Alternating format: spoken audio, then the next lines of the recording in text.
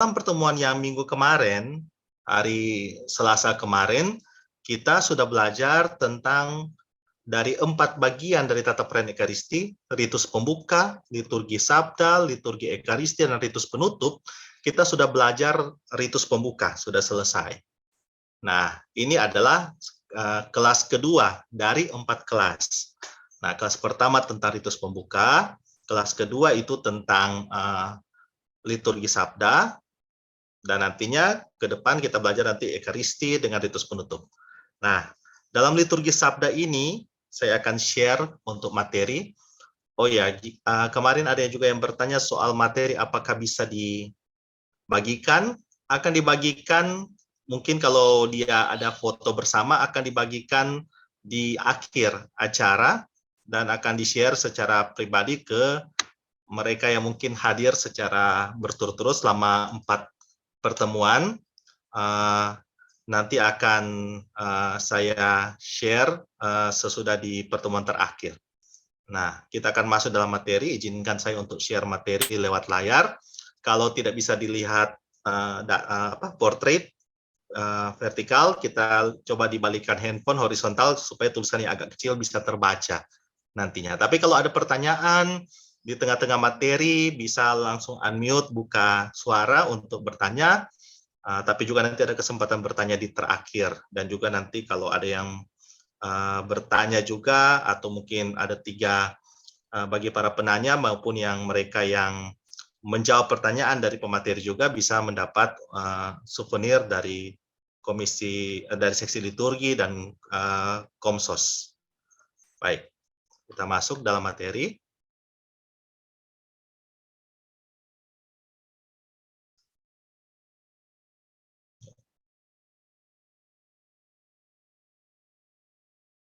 Oke. Baik, Bapak Ibu. Dalam Misa Kudus, kita juga punya bagian kedua, namanya liturgi sabda. Liturgi sabda adalah, kalau orang bilang 2 in 1, suatu kesatuan dari 2 bagian yang tak terpisahkan, yaitu liturgi sabda dan liturgi Ekaristi. Nah, malam hari ini kita akan belajar lebih mendalam tentang liturgi sabda, yang sebenarnya kalau orang perhatikan baik-baik, ini juga akan sangat membantu Bapak Ibu nantinya kalau di wilayah rohani, supaya lebih memahami, oh ternyata dalam misalnya ibadah sabda juga ini bisa diterapkan juga sebenarnya. Baik. Nah, sebelum masuk dalam kerangka atau urut-urutan dari liturgi sabda, kita juga pertama harus belajar dulu perlengkapan-perlengkapan yang ada dalam liturgi sabda. Nah, yang perlengkapan yang tentu saja sudah sering kita lihat di paroki kita, ada satu buku namanya Evangeliarium, yaitu buku yang berisi bacaan Injil. Evangeliarium, Matius, Markus, Lukas, Yohanes, tetapi sudah dibuat susun sedemikian rupa supaya disesuaikan dengan penanggalan-penanggalan liturgi atau tahun-tahun atau minggu-minggu dalam kalender liturgi gereja. Jadi tidak memuat ayat-ayat lain ya, hanya Injil, hanya Matius, Markus, Lukas, Yohanes yang sudah diatur, disusun seturut dengan minggu-minggu dalam tahun liturgi. Nanti kapan-kapan kalau ke paroki, boleh lihat-lihat di sakristi. Kalau sudah misa kan nggak mungkin kan, karena itu posisinya sudah di altar. Tetapi kalau dalam kesempatan ke paroki, entah latihan, lektor, pemazmur, boleh sekali-sekali lihat. Jangan cuma lihat, boleh juga buka-buka sedikit. Oh, ternyata ini. Oh, ini. Dan ternyata bukan cuma ini saja, tetapi beratnya juga lumayan. Kalau orang mau bawa itu dalam perarakan, untung trompet gereja nggak terlalu luas ya. Kalau dalam perarakan panjang, kram tuh tangan mau pegang. Karena dia tidak bisa hanya dipegang begitu saja, tetapi dia sedikit diangkat. Karena harus ditunjukkan ke arah umat dalam perarakan. Dan tentu saja juga ada teknik-teknik juga. Nanti kalau petugas liturgi mau bawa, apalagi lektor atau diakon yang nanti bawa, dia harus pasti melihat, karena dia kan juga pakai alba atau pakai jubah lektor, harus memastikan jangan sampai tamalin tuang percuma, sementara pegang Evangeliarium, gara-gara selain agak berat, kalau orang angkat ke atas, lain kali orang sudah perhatikan jalan. Jadi orang perlu sekali, apalagi kalau di Tuminting, misalnya mau naik tangga, dalam keadaan hujan, atau apa, mesti perhatikan baik-baik tuh di pergerakan. Karena tetap harus ada keanggunan untuk keagungan ketika orang mengarak Evangeliarium. Posisinya juga kan, kalau bulan kitab suci kan seringkali ditempatkan di bagian tengah. Memang ada kekhasan, misalnya bulan kitab suci di setiap September ada Alkitab besar kita punya di paroki yang biasanya diletakkan di bagian khusus, ditempatkan dengan penataan tertentu untuk menunjukkan bahwa ini bulan kitab suci. Tetapi normatifnya memang setiap hari Minggu memang evangeliarium harus punya tempat khusus untuk diletakkan bagian sebagai sabda Tuhan. Kalau orang juga lihat misalnya di misa di Vatikan misalnya, itu biasanya ditempatkan di bagian tengah dari gereja. Nah, seperti itu. Tapi nanti karena gereja kita tidak terlalu besar, juga tinggal menyesuaikan dari sesuai dengan bangunannya. Nah, buku yang kedua, mungkin Bapak Ibu sering lupa bahwa ini namanya Lectionarium. Lectionarium ini berisi sebenarnya ini yang kalau di misa hari biasa juga ada, hari raya juga ada yang digambar. Kebetulan ini adalah hari untuk Lectionarium untuk hari besar, hari Minggu, hari raya, dan juga Lectionarium untuk peringatan para kudus, aneka upacara kepentingan. Nah, buku-buku bacaan ini yang sebenarnya ada DP bacaan pertama, ada DP Mazmur tanggapan, kalau di hari raya ada DP bacaan kedua, gitu, dengan bacaan Injil. Jadi selengkap DP bacaan di Lectionarium kalau dalam cetakan bahasa Indonesia. Tetapi walaupun memang ada sedikit kemudahan bahwa bacaan Injil sudah ada di situ, sebaiknya memang imam selebran kalau membaca Injil tidak menggunakan Lectionarium, tetapi menggunakan Evangeliarium. Karena memang tujuan buku itu hanya untuk memudahkan, memang imam tahu ya ini sudah bagian dari bacaan Injil, tetapi utamanya Lectionarium ini untuk para lektor dan juga pemazmur. Dan sebenarnya pemazmur juga, walaupun teks mazmurnya ada, tetap akan perlu buku Mazmur tanggapan, kan? Buku Mazmur tanggapan. Seperti ya saya juga sudah lupa menunjukkan, tetapi kalau di Mazmur tanggapan kita seperti ini ya, di gambar saya ini Mazmur tanggapan dan Haleluya. Nah, Mazmur tanggapan Haleluya kita pun kan sudah ada versi yang baru ya, untuk Mazmur dan Haleluyanya sudah baru dan sudah harus digunakan juga. Karena itu kalau lektornya tidak ada tanda-tanda latihan, pemazmurnya tidak ada tanda-tanda latihan, ya jangan heran kalau jaga taslep sedikit. Karena memang ini harus dipelajari, tetapi kalau tidak ada tanda-tanda latihan juga agak susah juga. Nah, kita lanjut. Ini perlengkapan-perlengkapan yang ada ya. Berikutnya, ini bagian dalam gereja yang orang sebut, memang istilah orang yang lebih familiar kata mimbar. Tetapi bahasa liturginya adalah ambo. Ambo ya. Ambo ini umumnya dia terletak di bagian panti imam, seperti di gambar pertama. Mungkin Bapak bisa dilihat ya, itu ambo ya. Ya nanti saya tunjuk dengan panah. Itu ambo yang terletak di panti imam. Tetapi dalam arsitektur gereja tertentu, khususnya gereja yang usianya sudah cukup tua, ada ambo yang terpisah dari panti imam, seperti di gambar yang kedua. Ini terpisah dengan panti imam. Yang posisi terpisah sudah jarang orang temukan. Rata-rata ambo itu atau mimbar itu menyatu dengan panti imam. Kalau Bapak Ibu mau lihat contoh yang mungkin jelas, kalau di Indonesia, mungkin kalau siapa pernah ke Gereja Katedral Jakarta, ambonya terpisah. Ambonya seperti ini. Jadi ada juga arsitektur tertentu di mana ambo punya tangga ya, seperti tangga untuk naik ke atas. Karena ini menunjukkan kekhususan dari bacaan Injil yang akan dibacakan oleh imam, dan juga tempat dia akan berkhotbah. Karena zaman dulu juga ya, kalau misalnya tidak ada speaker, tidak ada mic zaman dulu ratusan tahun lalu ya, tentu saja tempatnya harus agak tinggi supaya bisa dilihat oleh semua umat, dan ketika khotbah homili disampaikan bisa kelihatan dan terdengar semua umat. Nanti sejarahnya ambo ini juga agak-agak panjang ya untuk bicara lebih lanjut, tetapi saya tidak menerangkan lebih lanjut di sini karena nanti dia agak cukup panjang bicara sejarah dari ambo ini sendiri. Hanya mungkin secara singkat, kadang orang jaga lihat kalau dalam orang baca, misalnya pastor membacakan Injil, dan sesudah dia selesai, dia akan mulai dengan homili, Ada kebiasaan umat, khususnya umat yang masih memelihara tradisi-tradisi lama, suka membuat semacam tanda salib di awal homili, dan ketika pastor bilang selesai di akhir homili, semoga demikian, amin. Biasa ada orang kebiasaan untuk membuat tanda salib yang sama. Itu adalah bagian juga dari sejarah Ambo yang dulunya sedikit terpisah dari di liturgi Sabda, di mana liturgi Sabda sedikit terpisah dari liturgi Ekaristi. Nah, itu ada bagian dari sejarah. Tapi kalau di Tuminting, Trompe Ambo kan posisi tetap di area Panti Imam. Kalau posisi Ambo yang di Tuminting, mimbar di Tuminting. Nah, kita lanjut. Untuk busana-busana liturgi sendiri, kalau kita istilahnya baju lektor, baju pemazmur, tapi sebenarnya busana liturgi yang lebih tepat, ya Pak, screen-nya enggak jalan. Oh sorry, screen-nya, bentar. Oke, saya coba stop sharing screen dulu ya. Mohon maaf ya.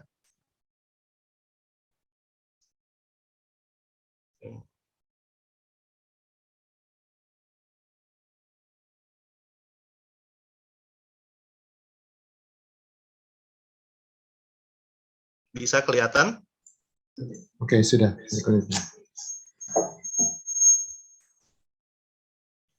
Baik. Tadi sempat lihat kalau gambar mana Pak yang terakhir dilihat? Mohon maaf. Dari awal. Gambar semua? Iya, dari awal. Sorry. Mohon maaf. Nah, saya ulang ya. Jadi Evangeliarium seperti ini ya. Yang biasa ya, bisa kelihatan kan? Evangeliarium untuk di mana bacaan Injil yang hanya memuat bacaan Injil. Ini perlengkapan liturgi yang disebut Evangeliarium. Nah, ini buku bacaan misa. Buku bacaan misa ini kalau umat biasanya kan lihat sota buka atau kalau biasa seksi liturgi bantu buka akang kalau di misa. Tapi kalau posisi tertutup dia ada macam-macam warna juga. Tapi di situ ada bacaan pertama, ada Mazmur tanggapan, ada bacaan kedua, ada bait pengantar Injil, ada bacaan Injil. Nah, lektor membaca dari situ, pemazmur walaupun bisa baca dari situ juga, tetapi kan untuk nada-nadanya dia harus pakai buku tersendiri, yaitu buku Mazmur tanggapan. Yang seperti saya pegang ini ya. Mazmur tanggapan ya edisi baru juga, semoga paroki-paroki lain pakai, tapi harusnya sudah pakai Mazmur tanggapan yang baru. Nah, ini yang Ambo yang saya maksud. Ambo yang kalau di Tuminting ya seperti di kanan ini. Seperti di kanan, kalau digambar berarti sebelah kirinya Bapak, sebelah kiri Bapak Ibu, kalau digambar di handphone. Jadi sebelah kiri ini yang menyatu dengan panti imam. Jadi panti imam itu yang area di mana imam dengan putra-putri altar berada. Nah, itu disebut daerah ruang Maha Kudus, santuarium. Jadi normatifnya Bapak Ibu, bicara kemarin juga saya sudah sempat terangkan, ini panti imam ini adalah bagian paling kudus dari bangunan gereja. Di situ ada altar, di situ ada ambo, yaitu mimbar, dan di situ juga seperti digambar juga di bagian belakang sama juga dengan paroki kita, ada tabernakel juga di situ. Maka itu ruang Maha Kudus, tidak sembarang orang bisa naik ke situ. Apalagi kalau dalam perayaan Ekaristi atau misa sementara berlangsung. Itulah sebabnya dulunya hanya pria yang boleh naik ke situ. Karena zaman dulu belum ada pelayan altar misdinar perempuan atau wanita. Jadi biasanya semua petugas liturgi itu rata-rata semua itu pria. Nanti kan 50 tahunan terakhir. Tetapi selama 1000-an tahun, 1500 tahun itu dalam liturgi gereja lebih dari 1500 tahun malah petugas liturginya hanya kaum pria. Nah, karena itu kalau umat mungkin memperhatikan dengan baik betapa ruang ini adalah ruang Maha Kudus, maka sebenarnya tidak ada lagi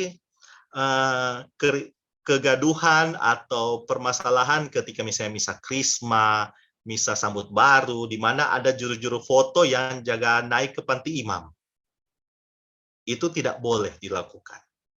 Karena hanya para petugas liturgi. Itu pun harus dengan busana liturgi yang pas. Itulah sebabnya sebenarnya kalau orang lihat di Vatikan, di tata suci sana, biasanya kalau petugas liturgi yang tidak berjubah, maka ada mimbar sendiri yang disediakan. Mimbar sendiri yang disediakan, mereka tidak akan ke ambo, karena yang akan ke ambo adalah mereka yang berjubah. Begitu. Bisa awam, tetapi harus pakai baju liturgi resmi yang namanya alba, ya. Itu jubah lektor atau jubah pemazmur. Nah, itu kalau ambo menyatu dengan panti imam. Karena itu penting sekali umat memahami bahwa itu ruang Maha Kudus, maka naik ke altar Tuhan juga, naik ke panti imam juga ada langkah baiknya kalau masih cukup sehat, berlututlah, baru naik. Kalau tidak bisa, setidaknya membungkuklah, baru naik ke panti imam. Tidak ada orang lalu lalang sembarangan di situ. PPA pun, misdinar pun ada aturan ketika lalu lalang pun harus ketika lewat di depan altar mereka harus membungkuk atau berlutut, ya seperti itu. Nah itu ambo yang kalau menyatu dengan panti imam sebelah kiri gambar kiri, di gambar kanan itu ambo yang terpisah dari panti imam, tetapi dia pakai semacam tangga naik. Nah itu orang temukan juga di Katedral Jakarta seperti itu. Khususnya bangunan-bangunan gaya gotik. Gotik itu ya seperti bangunan yang menara-menara gerejanya agak tajam ya, tidak seperti kubah bulat begitu. Kubah bulat itu gaya barok. Nah, ini bangunan-bangunan liturgi yang bagian dari sejarah kita. Betapa indahnya ambo jika seperti itu. Sehingga tidak akan kelihatan ambo yang mirip atau mimbar yang terlalu mirip dengan saudara-saudari kita dari jemaat lain.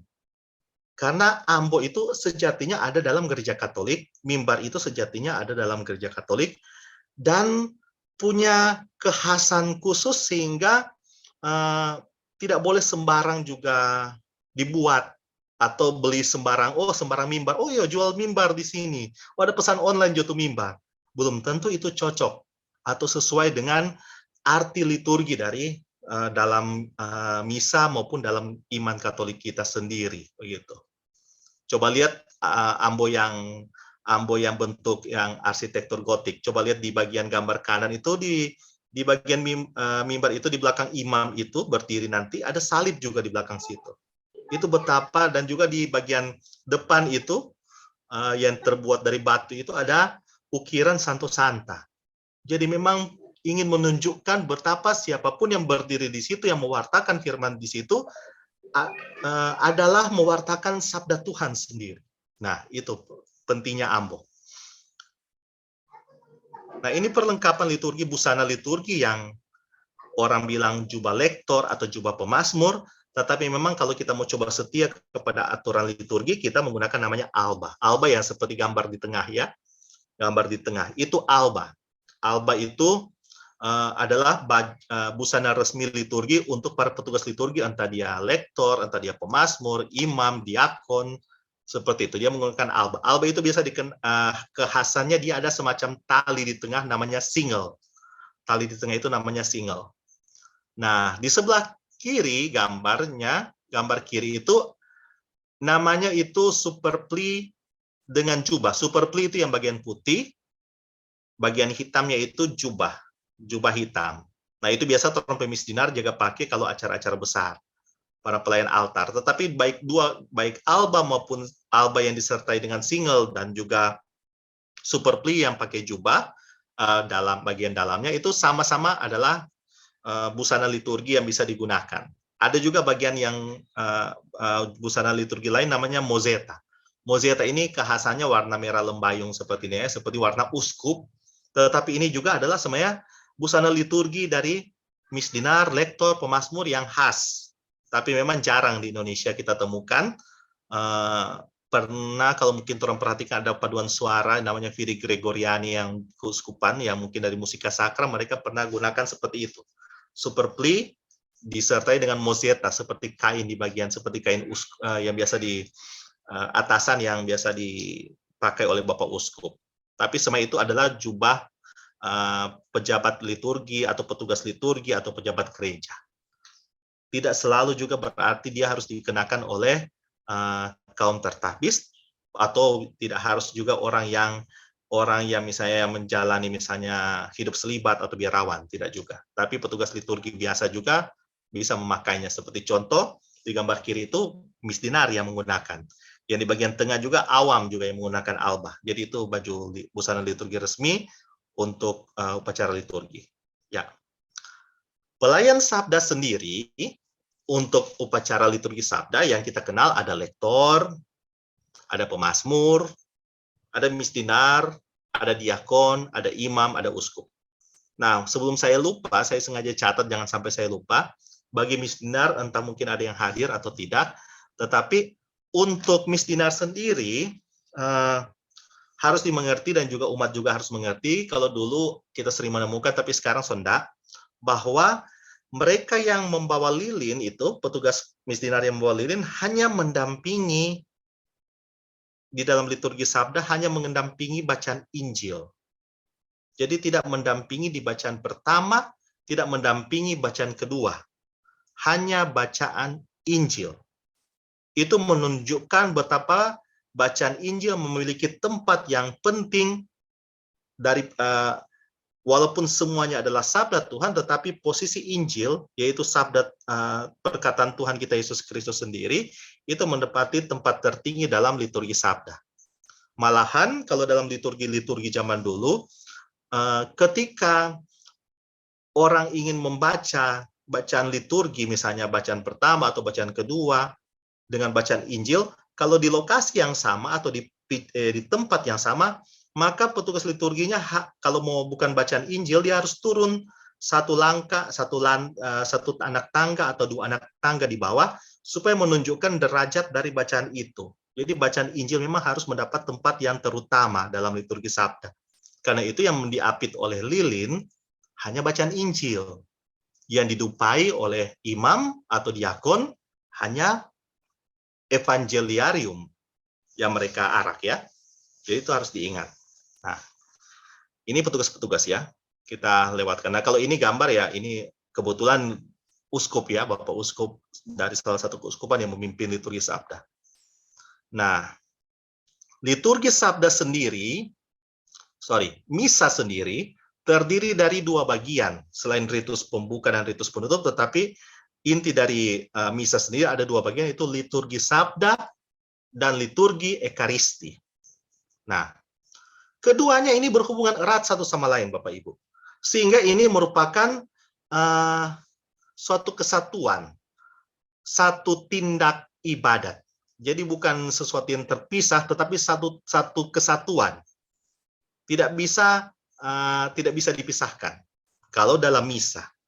Nah, kenapa? Karena sabda Allah dihidangkan untuk menjadi pengajaran bagi orang beriman, sementara tubuh Kristus dihidangkan untuk menjadi makanan bagi mereka. Jadi sabda Allah akan menjadi pengajaran, tubuh Kristus dihidangkan untuk menjadi makanan. Kalau saya suka umpamakan, ibarat baik liturgi sabda ini seperti penunjuk jalan untuk menunjuk ke arah altar, seperti seperti jari telunjuk yang menunjuk ke arah altar, menunjuk nantinya kalian akan melihat Yesus di situ.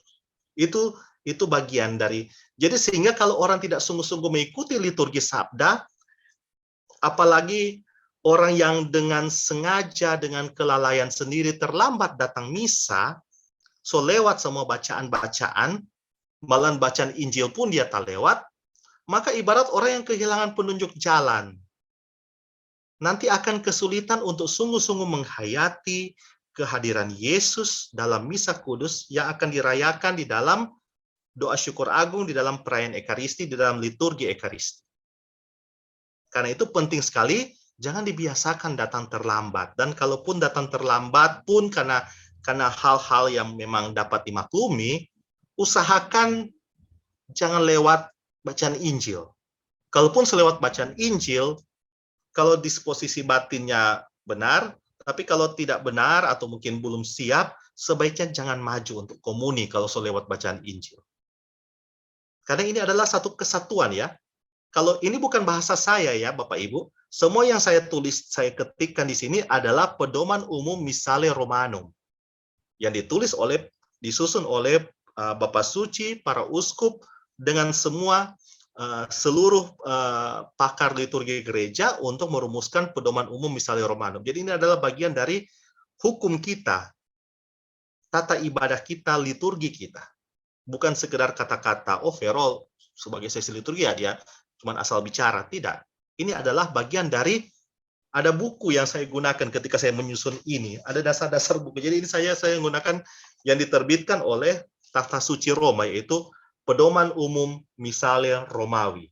Misale Romawi. Ini liturgi kita dari situ asalnya. Dan kemudian merujuk juga nanti di Tata Perayaan Ekaristi. Tata Perayaan Ekaristi ada buku kuning, buku merah seperti ini, ada juga yang buku yang besar. Buku yang besar seperti ini.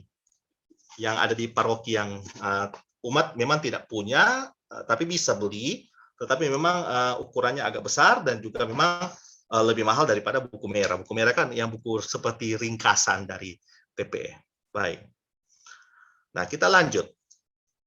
Berkaitan dengan liturgi Sabda, bila Alkitab atau kitab suci dibacakan dalam gereja, ini yang membedakan ya. Bila Alkitab dibacakan dalam gereja, Allah sendiri bersabda kepada umatnya, dan Kristus sendiri mewartakan kabar baik sebab ia hadir dalam sabda itu. Lewat para petugas yang membacakan dan kita yang mendengarkan.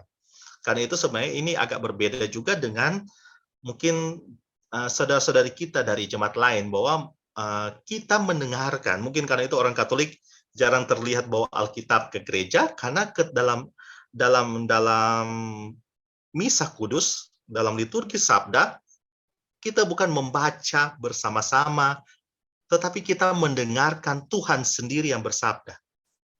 Jadi tinggal kita menyiapkan telinga rohani kita, telinga fisik maupun telinga rohani kita untuk mendengarkan Tuhan yang bersabda. Bukan membaca sama-sama, apalagi membaca dari handphone bacaan liturgi, walaupun ada aplikasi mungkin e-Katolik, tetapi kita tidak seperti itu dalam liturgi ya. Dalam liturgi Sabda, kita mendengarkan Tuhan yang bersabda. Nah, kita lanjut di bagian keempat. Oleh karena itu, pembacaan sabda Allah merupakan unsur yang sangat penting dalam liturgi. Umat wajib mendengarkannya dengan penuh hormat. Kira-kira Bapak Ibu, kalau misalnya di depan kita adalah presiden kita, Bapak Presiden kita yang kita hormati, kita segani, tentu saja ketika beliau berbicara, apalagi berbicara di depan kita, menatap kepada kita, kita akan berusaha sedapat mungkin untuk menunjukkan gestur, gerak tubuh, ungkapan perhatian bahwa kita sedang mendengarkan, betul-betul mendengarkan dengan baik Bapak Presiden yang sementara berbicara kepada kita. Jangankan Presiden, atasan kita di kantor, orang yang kita segani di lingkungan atau di wilayah rohani, ketika berbicara, kalau kita sungguh-sungguh menghormati, maka kita akan mengarahkan perhatian kita untuk mendengarkan dengan penuh hormat. Nah, apalagi Tuhan semesta alam yang bersabda di dalam upacara liturgi, di dalam misa kudus, masakan kita tidak menunjukkan sikap hormat yang sama, bahkan lebih lagi. Maka kita pun tidak akan, misalnya kalau orang duduk, tidak akan duduk tasing-asingan, tidak akan duduk tarik-karika di bangku gereja, ada yang tak tidur dan sebagainya. Kita akan mendengarkan dengan penuh hormat, karena Tuhan sendiri yang bersabda. Ya, kita lanjut. Di liturgi Sabda sendiri, ada 9 atau bisa juga 10 bagian yang kita akan sering temukan. Yang pertama, bacaan pertama, tentu saja semua tahu. Mazmur tanggapan, bacaan kedua, ada sekuensi, nanti juga dijelaskan, ada bait pengantar Injil, ada bacaan Injil, aklamasi sesudah Injil, homili, syahadat, dan doa umat. Jadi kalau dikurangi sekuensi, ada 9 bagian ya. Kalau ditambahkan dengan sekuensia, ada 10 bagian. Nah, tidak dalam seluruh misa terdapat semua bagian di atas yang saya tuliskan itu. Ini PUMR nomor 55. PUMR itu saya singkat ya, Pedoman Umum Misale Romanum. Tidak semua misa terdapat semua bagian 9 atau 10 bagian ini. Tidak semua misa. Karena bergantung pada tingkatan misanya. Contoh, misalnya kalau ada Bapak Ibu yang sering hadir misa, paling sederhana aja, paling misa harian aja. Misa harian kalau dia tidak ada perayaan, tidak ada pesta, tidak ada peringatan khusus, maka kita cuma menemukan ada bacaan pertama, Mazmur tanggapan, bait pengantar Injil, dan bacaan Injil. Tidak ada bacaan kedua, begitu. Jadi tidak semua ya. Karena contoh misa harian juga tidak ada pengakuan iman. Aku percaya tidak ada. Tidak ada doa umat. Nah, jadi ini semua bagian-bagian ini tergantung tingkatan. Nah, yang paling lengkap adalah hari raya atau hari Minggu. Hari Minggu sama tingkatannya dengan hari raya, karena itu hampir lengkap. Jadi rata-rata ada 9 atau 10 dari bagian yang saya tuliskan di situ. Nah, lektor dan pemazmur membacakan bacaan dan mazmur dari ambok atau mimbar. Membacakan dari mimbar, ini ada pengecualian kalau untuk mazmur, kalau toh memang mazmur kan tidak ada keharusan bahwa dia harus lektor juga bertindak sebagai pemazmur. Tapi kalau pemazmur ini bisa juga digantikan oleh solis yang secara kebutuhan juga merangkap dirigen. Apalagi kalau DP petugas misalnya lektor, DP pemazmur tidak datang, ya terkadang juga pemazmur diambil alih oleh dirigen yang akan menyanyikan itu dari mimbar sendiri, jadi mimbar dirigen. Nah, kita lanjut. Liturgi sabda haruslah dilaksanakan sedemikian rupa sehingga mendorong umat untuk merenung. Coba perhatikan baik-baik yang katanya. Haruslah dilaksanakan sedemikian rupa. Sedemikian rupa, jadi umat harus diantar supaya diantar kepada keheningan. Contoh sederhana. Diantar kepada keheningan. Misalnya saya coba bacakan Bapak Ibu, mungkin kalau ada hadir misa harian, misalnya hari atau hari Minggu barusan, hari Minggu barusan, misalnya misa Minggu Advent, misa Minggu Advent pertama. Contoh misalnya bacaan pertama.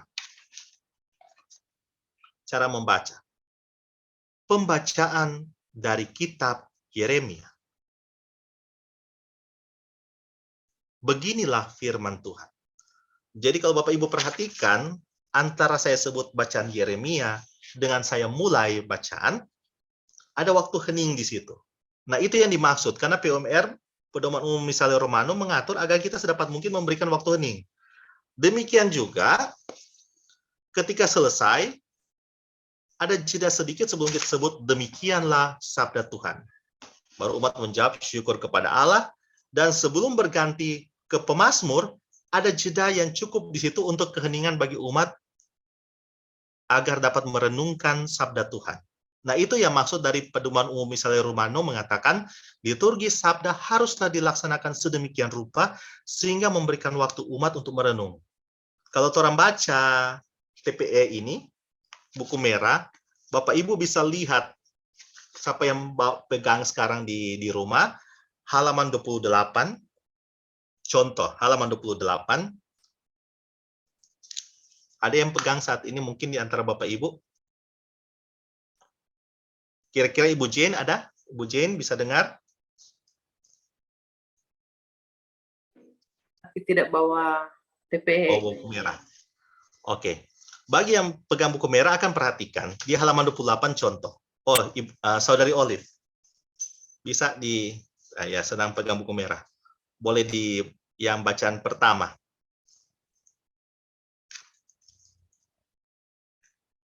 Halaman 28. Kayaknya itu TP lama atau baru, Olive? TPE. Kayaknya itu. Coba lihat halaman 28 ada tertulis apa di situ. Dulu kayaknya. Masih mute, Olive. Kedengaran. Bacaan pertama, lektor membacakan bacaan dari mimbar. Nah, di bagian akhir, demikianlah sabda Tuhan, umat menjawab syukur kepada Allah, apa yang tertulis di situ? Sesudah itu. Demikianlah sabda Tuhan, umat hening sejenak untuk meresapkan sabda Allah. Ya, seperti itu. Jadi sesudah membaca, tata perayaan Ekaristi meminta kita untuk umat hening sejenak untuk meresapkan.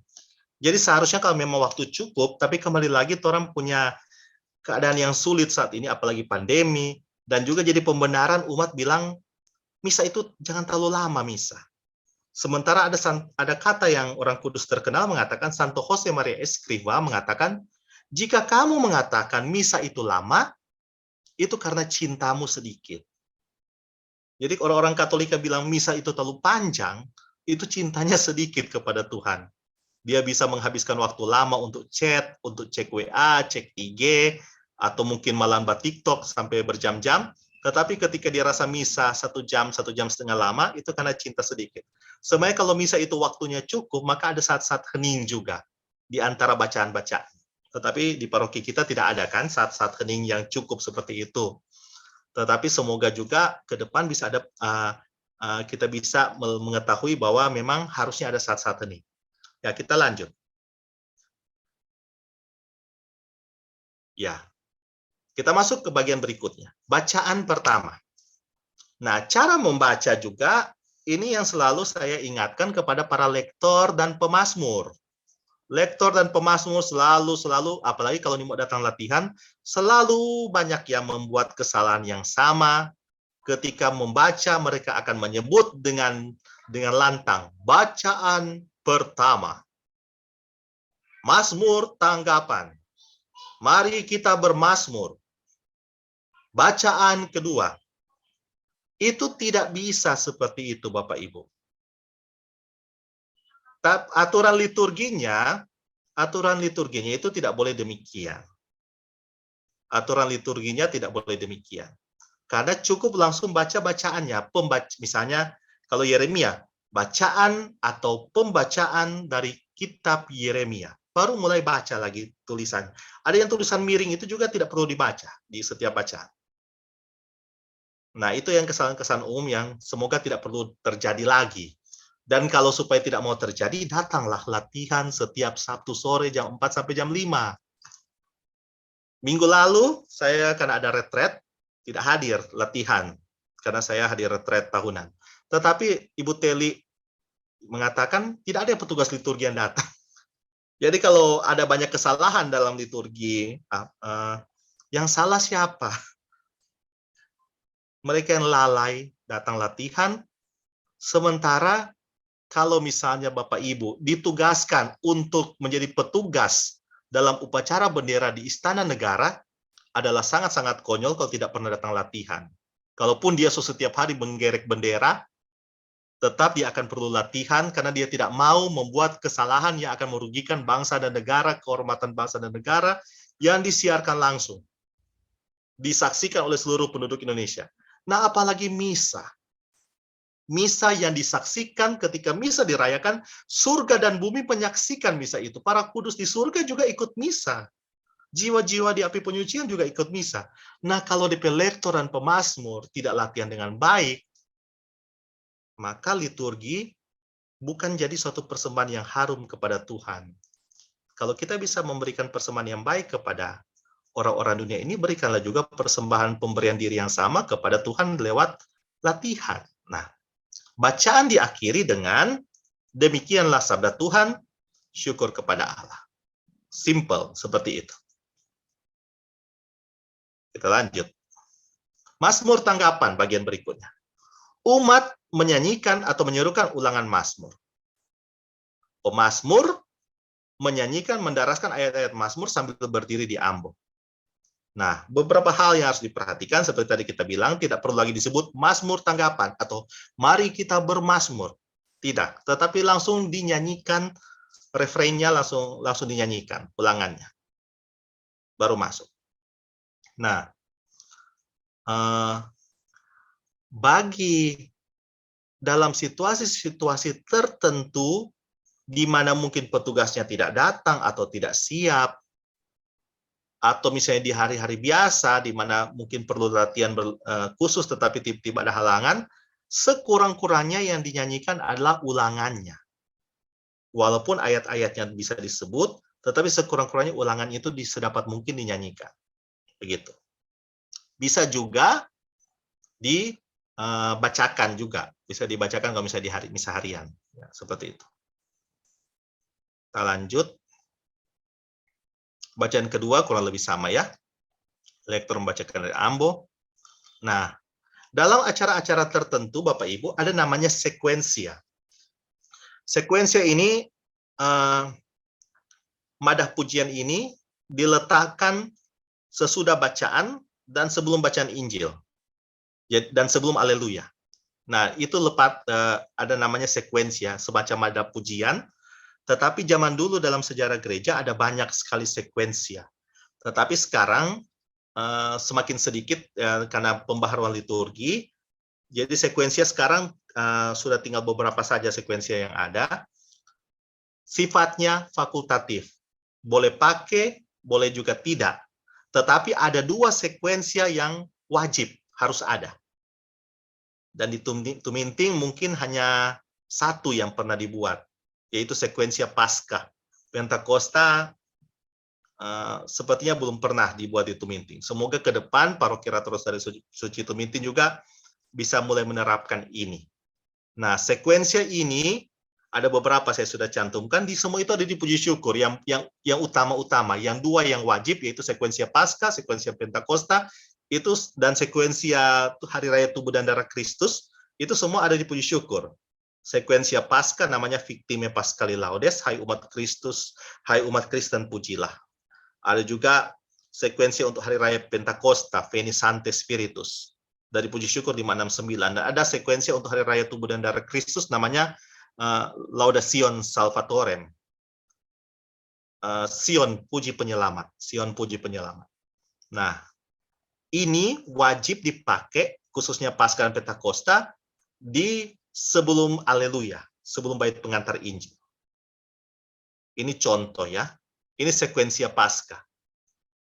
Kalau dinyanyikan, karena tapi suara, walaupun saya adalah seksi liturgi dalam paroki kita, tetapi saya lebih memilih kita dengarkan sejenak rekaman yang masih lebih masuk akal di suara untuk sekuensia. Ini bahasa Latinnya Bapak Ibu ya. Saya coba putarkan. Silakan menyimak, mungkin boleh buka puji syukur 518, ADP bahasa Indonesia, ADP bahasa Latin. Tapi saya akan coba putar sepenggal saja, tidak lengkap, tidak akan sampai selesai, tapi saya coba putar yang bahasa Latinnya. Ini yang bahasa Latin. Victime Paschali Laudes, in molent Christiani, Agnus Redemptores, Christus in notens Patri, reconciliavit peccatores. Itu yang bahasa Latinnya. Kalau lihat teks bahasa Indonesianya juga sangat bagus ya, sangat indah sebenarnya bahasa pujian sekuensia Paskah ini ya. Ini bahasa Indonesianya.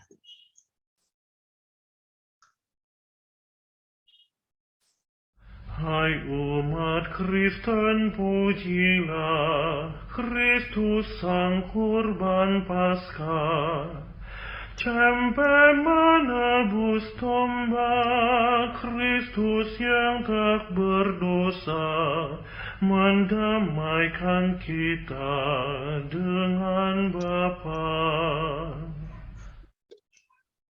Ya, supaya mempersingkat waktu. Tapi nanti orang cari belajar, sama dengan kalau pertemuan pertama minggu lalu kan, orang so dengar dan juga bisa belajar sama-sama tentang untuk pertobatan, misalnya doa saya mengaku bisa diganti dengan aspergesme dan fidi aquam.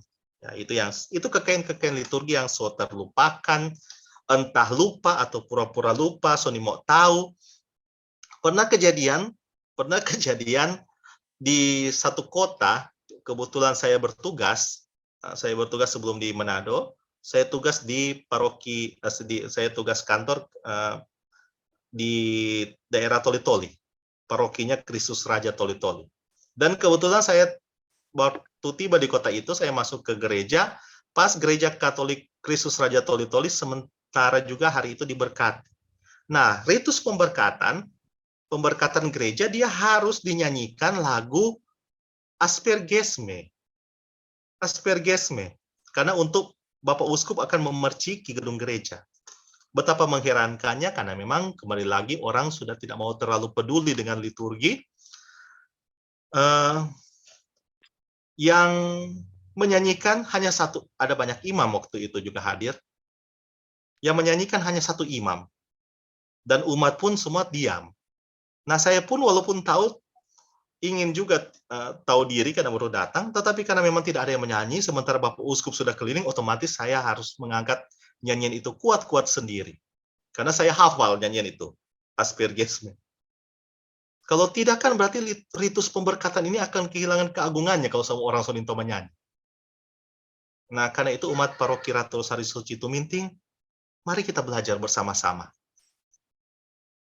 Puji syukur misalnya kalau belajar tentang liturgi, contoh, Bapak Ibu mungkin pegang puji syukur, bawa-bawa puji syukur setiap hari, tetapi pun kalau orang tanya, tahu nggak menyanyi lagu memang sesuai judul buku itu, yaitu Puji Syukur 664. Puji Syukur 664, judul lagunya Puji Syukur. Puji syukur padamu ya Tuhan. Kalau saya tanya sekarang, bisa jadi banyak juga yang tidak bisa menyanyi mungkin. Tidak semua tahu. Mari kita cari tahu, masa seakan di judul buku Puji Syukur pun orang banyak nggak tahu. Kalau mengangkat, karena itu walaupun saya misalnya suka menyanyikan lagu-lagu ini, tetapi saya agak ragu kalau misalnya di misa hari Minggu di paroki, untuk mengangkat lagu-lagu ini. Karena tidak baik juga kalau liturgi, apalagi lagu pembuka, cuman 1-2 orang yang menyanyi, itu tidak sehat. Tetapi adalah juga tidak sehat juga kalau misalnya kita sebagai umat beriman tidak mau belajar. Tidak mau belajar mengenal kekayaan liturgi kita, dimulai dari mengenal ya tata perayaan Ekaristi, termasuk juga nyanyian-nyanyian di dalam. Oke, kita lanjut supaya tidak terlalu panjang. Nah, sekuensia Paskah ini di Roma ini bagian yang sangat-sangat penting juga dalam liturgi, sehingga pada waktu itu kalau orang lihat gambar, ini gambar dari Paus Emeritus Benediktus ke-16 ya, ketika dia masih bertakhta. Bapak Suci Paus Benediktus waktu itu, dan sampai sekarang juga masih dilanjutkan oleh Paus Fransiskus, di saat Victime Paschali Laudes ini dimadahkan, akan ada ikon suci atau gambar suci kebangkitan Tuhan yang dibuka. Ini ikon suci yang salah satu harta kekayaan Gereja Katolik yang sangat penting, sangat bersejarah, dan sangat dihargai, ikon kebangkitan ini. Dan diyakini malahan dalam tradisi gereja, diyakini ikon ini tidak dibuat oleh manusia, tangan manusia, tetapi dibuat oleh tangan malaikat ketika ikon ini tercipta. Nah, Bapak Suci ketika Paskah pagi petugas liturgi akan membuka ikon suci ini sambil Victime Paschali Laudes ini dilantunkan. Jadi ada banyak ungkapan-ungkapan simbol yang kita bisa pelajari ya. Kita lanjut. Nah, ini bagian yang sering kita tahu. Haleluya atau bait pengantar Injil. Atau bait pengantar Injil, karena kalau misalnya masa Prapaskah kan haleluya tidak dinyanyikan. Digantikan misalnya ada pujian lain. Terpujilah Kristus Tuhan, Raja mulia dan kekal. Seperti itu. Atau bahasa nada-nada Jawa. Terpujilah Kristus Tuhan, Sang Raja kemuliaan kekal, seperti itu. Nah, dengan aklamasi ini namanya aklamasi ya, istilah liturgi juga. Dengan aklamasi ini, umat menyambut dan menyapa Tuhan yang bersabda. Nah, tadi termasuk ingat Mazmur Tanggapan. Memang istilah Mazmur Tanggapan, saya kembali ke Mazmur Tanggapan, tidak terlalu tepat kalau namanya semuanya tidak terlalu tepat juga kalau dibilang Mazmur Tanggapan. Seolah-olah menanggapi bacaan pertama. Nah, nanti kan orang juga akan bertanya, berarti bacaan keduanya tidak perlu ditanggapi dan dengan Mazmur.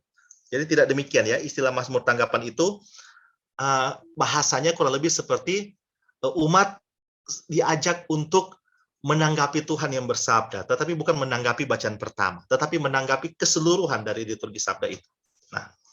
Nah, haleluya ini akan dinyanyikan ketika Injil akan segera dibacakan. Nah, kalau tidak dinyanyikan artinya petugasnya tidak bisa menyanyi atau imamnya juga tidak bisa menyanyikan ini, maka sebaiknya bait pengantar Injil atau haleluya dapat dihilangkan daripada cuma disebut begitu saja. Jadi dapat dihilangkan, jangan cuma disebut saja. Jadi kalau memang baik misa harian maupun hari Minggu, sebaiknya haleluya ulangannya setidaknya dinyanyikan. Seperti itu. Kita lanjut. Bacaan Injil. Nah, pemakluman Injil pemakluman Injil yang dibawakan oleh diakon dan atau imam diawali dengan seruan berikut ini. Ini dikatakan diakon atau imam karena yang membacakan Injil sekurang-kurangnya dia diakon atau imam. Imam pun dianjurkan dalam pedoman umum misalnya Romanum dianjurkan sebaiknya bukan imam selebran. Kalau misalnya ada dua pastor berarti bukan selebran utamanya, tetapi imam yang satunya lagi. Tapi kalau sama sekali tidak bisa, kalau apalagi tidak ada diakon juga, maka imam selebran bertindak juga sebagai imam yang membacakan Injil. Kalau di Roma misalnya di Vatikan biasanya bacaan ini dibacakan oleh Injil dibacakan oleh diakon. Nah, ungkapan juga untuk dalam bacaan Injil hanya di TPE yang baru, Tuhan bersamamu dan umat menjawab dan bersama rohmu. Tuhan bersamamu dan bersama rohmu, inilah Injil suci menurut Matius, Markus, Lukas, Yohanes. Sepertinya tidak ada perubahan. Tetapi Bapak Ibu, kalau Bapak Ibu memperhatikan TPE, tidak ada perubahan tetapi nadanya berbeda. Nadanya berbeda, sedikit berbeda, dan bagi umat yang tidak terbiasa, so boleh biasakan, karena tidak mungkin kan misalnya sesi liturgi, misalnya saya atau siapa misalnya, hadir di setiap misa, hanya untuk mau pegang mic untuk mau menyanyikan cara menyanyi yang benar setiap bagian itu. Jadi umat juga harus punya kerinduan untuk belajar cara menyanyikannya. Seperti contoh, saya coba bacakan ya.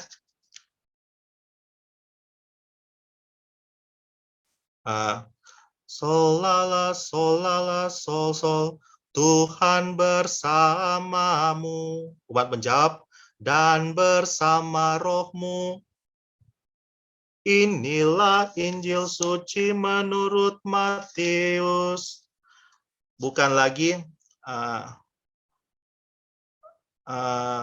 lala sol sol, dimuliakanlah Tuhan, bukan dimuliakanlah Tuhan. Jadi so beda, cuma terselip-selip sedikit. Dimuliakanlah Tuhan itu yang dulu. Tetapi sekarang dimuliakanlah Tuhan, la sol sol. Jadi cuma hal-hal teknis seperti itu. Nanti umat bisa belajar sendiri ya. Ada juga bentuk lain. Ada di sini ya, ada juga di sini juga ada bicara. Nah, berbeda dengan 3 cara dalam TPE lama, TPE baru hanya ada 1 aklamasi sesudah Injil. Demikianlah sabda Tuhan, terpujilah Kristus. Tetapi satu cara aklamasi ini ada 2 cara melakukannya ya. Nah, itu nanti kita bisa lihat lebih lanjut di TPE. Doa diakon atau imam ini lebih menyangkut ke petugas pembacaan Injil yang membaca Injil. Jadi biasanya imam akan mengecup evangeliarium setelah membacakan Injil dengan mengucapkan, semoga karena pembacaan Injil dosa-dosa kami dihapus. Oke, ya. Saya coba kembali lagi sedikit ke sini. Saya lupa tadi terangkan. Ketika Tuhan bersamamu diucapkan dan umat menjawab bersama rohmu, inilah Injil suci. Ketika pastor sebut itu, umat menandai dirinya. Kan seperti imam di situ ditulis tulisan miring, dan sementara itu ia menandai buku dan dirinya pada dahi, mulut, dan dada dengan tanda salib. Hal yang sama juga dilakukan oleh umat. Jadi ketika pastor inilah Injil suci, jadi kita juga sementara membuat itu. Nah, ini yang sering orang salah mengerti. Ada orang yang berpikir dimuliakanlah Tuhan itu kita membuat tanda salib itu. Itu tidak demikian ya. Jadi tanda salib ini dilakukan sebelum dimuliakanlah Tuhan atau sesudah dimuliakanlah Tuhan. Karena dimuliakanlah Tuhan ini juga aklamasi umat yang adalah satu doa juga. Jadi tidak boleh melakukan 2 doa di satu tindakan yang sama. Jadi memang harus ketika pastor bilang inilah Injil suci, sementara itu umat membuat 3 tanda salib kecil, atau bisa juga dilakukan sesudah kata dimuliakanlah Tuhan. Nah, apakah ini wajib? Dalam TPE baru tidak wajib. Yang wajib lakukan adalah imam atau diakon yang membacakan bacaan Injil. Kalau dulu, kita kan memang harus lakukan itu. Tetapi dalam TPE baru, dalam TPE yang buku imam, itu tidak lagi disebut. Cuman memang dalam buku umat, itu disebut. Yaitu disebut dengan kalimat yang tadi saya kasih cetak tebal. Hal yang sama juga dilakukan oleh umat. Maka boleh atau tidak boleh? Tidak ada kata boleh atau tidak boleh. Yang ada adalah kalau umat merasa ini baik untuk dilakukan untuk kehidupan beriman umat, tetaplah lakukan itu. Tetapi lakukan dengan penempatan yang jelas. Jangan dilakukan di saat dimuliakanlah Tuhan ini sementara diucapkan. Oke, kita lanjut. Nah, aklamasi sudah. Nah, ini beberapa catatan tambahan ya, sesuai pedoman umum misalnya Romanum. Tidak diizinkan. Ini juga berlaku di ibadah wilayah rohani ya. Karena kan ibadah rohani kan adalah ibadat sabda juga. Tidak diizinkan mengganti bacaan maupun mazmur yang berisi sabda Allah dengan teks-teks lain yang bukan kitab suci. Ini aturan dari pedoman umum misalnya Romanum.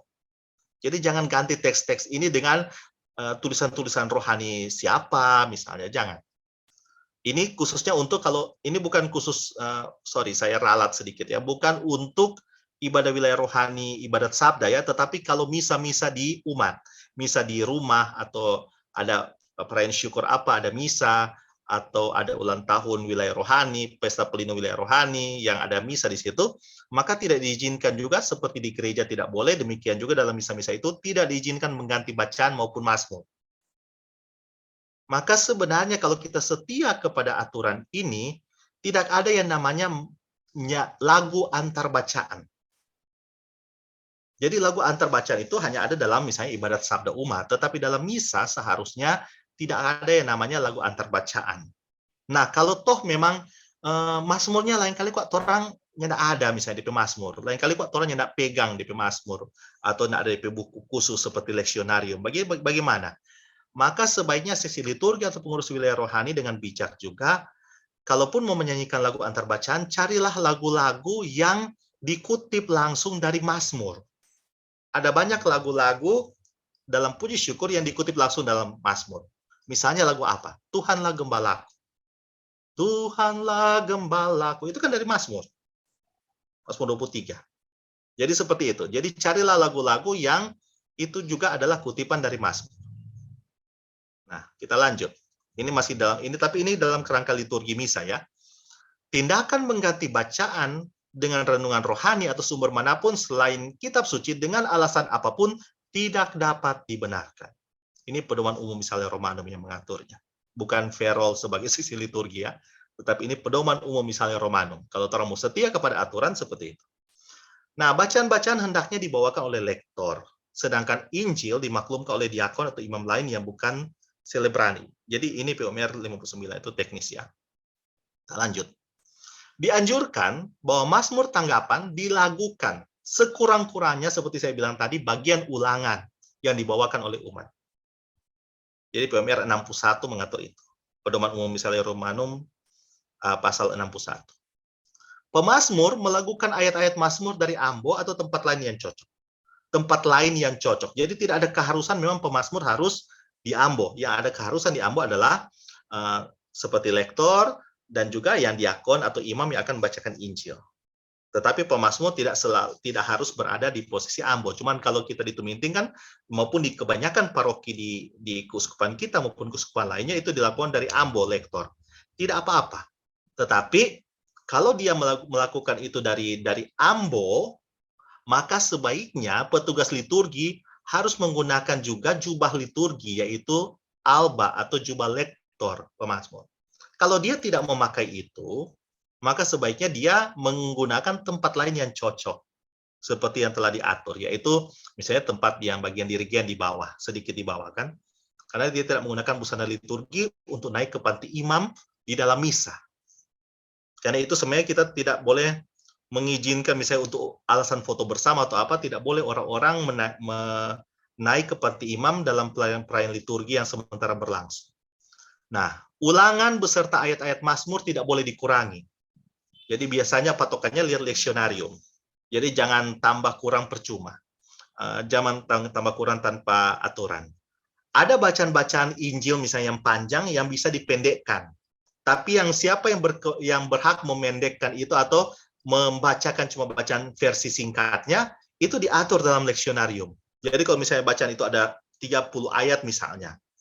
Leksionarium seringkali menyediakan juga versi singkat dari bacaan yang misalnya cuma 15 ayat.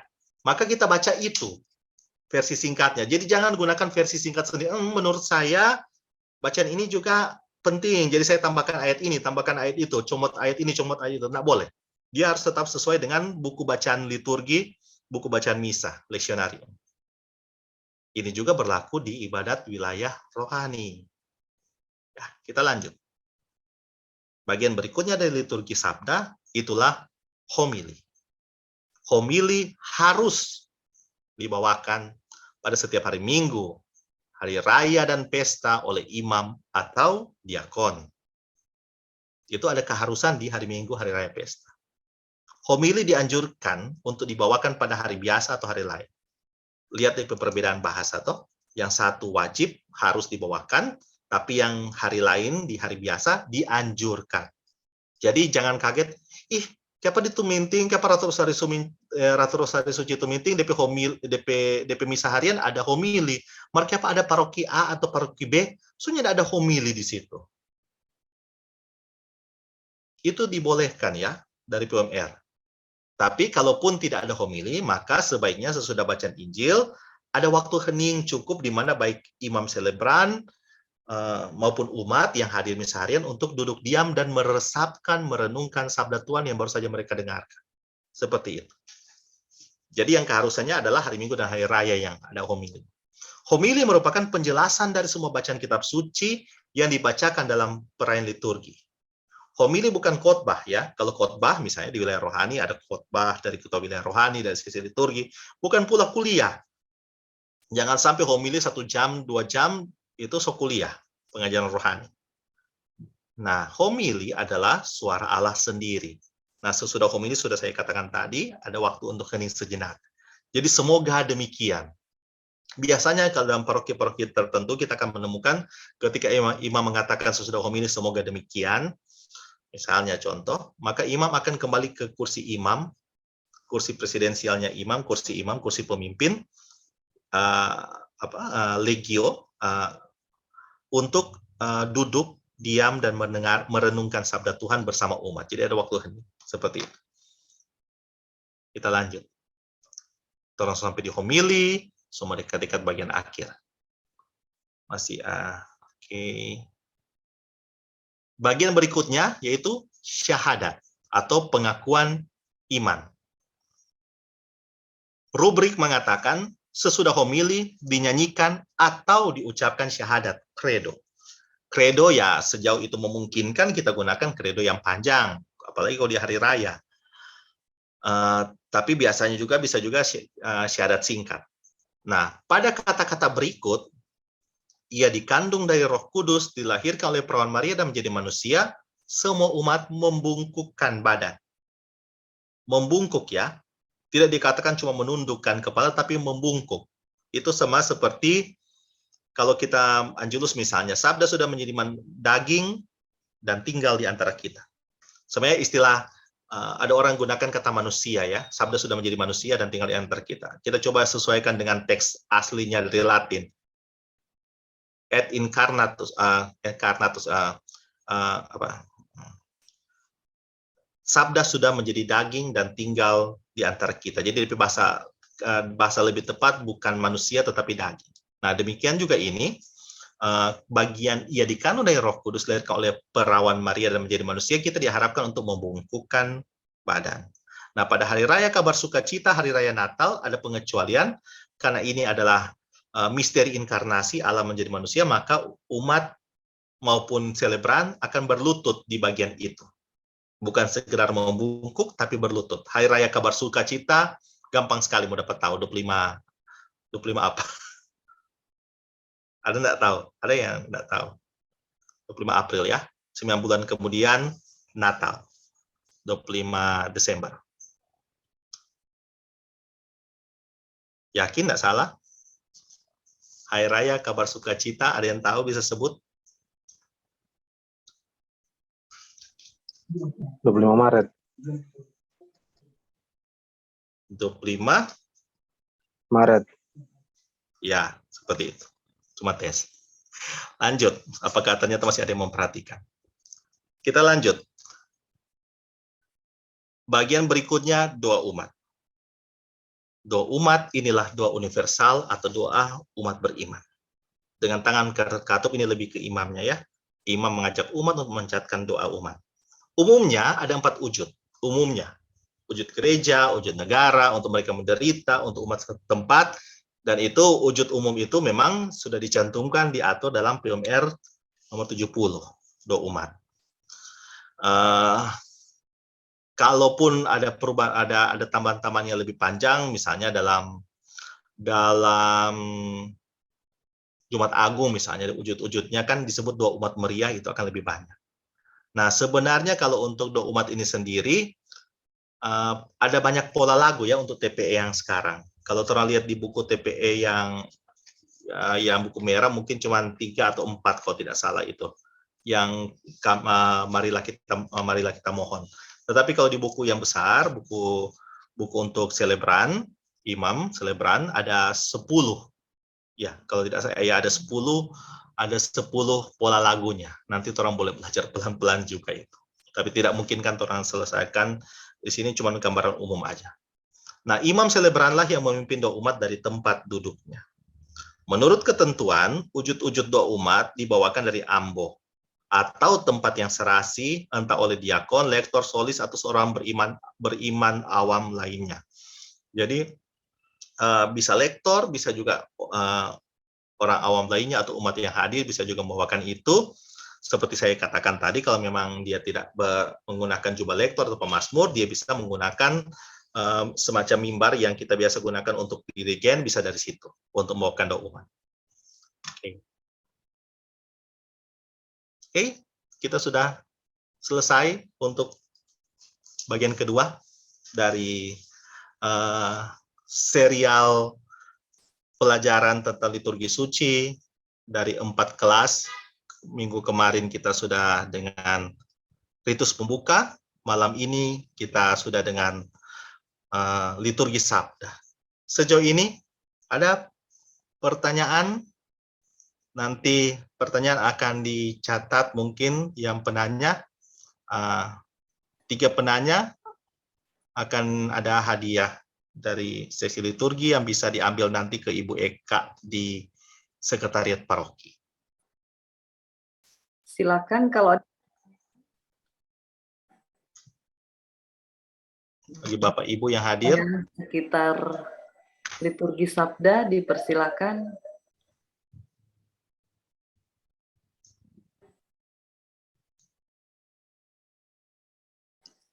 Ada yang mau bertanya ini, ada 36 orang yang hadir malam ini. atau sudah cukup jelas? Kalau cukup jelas berarti hadiah akan disimpan untuk kesempatan berikutnya. Hadiah keep untuk minggu depan. Oh, Kakak Erik mau bertanya. Iya, Ibu Jeng. Ya, silakan. Boleh? Boleh Pak Erik. sekali. Iya, malam-malam. Kak Perol Malam. tadi yang di misa harian yang biasa non pesta atau perayaan, kenapa nyanda ada bacaan kedua? Kenapa? Nggak ada bacaan. Baik, saya coba balik ke tadi ya di bagian kita coba balik di bagian awal sebenarnya di apa?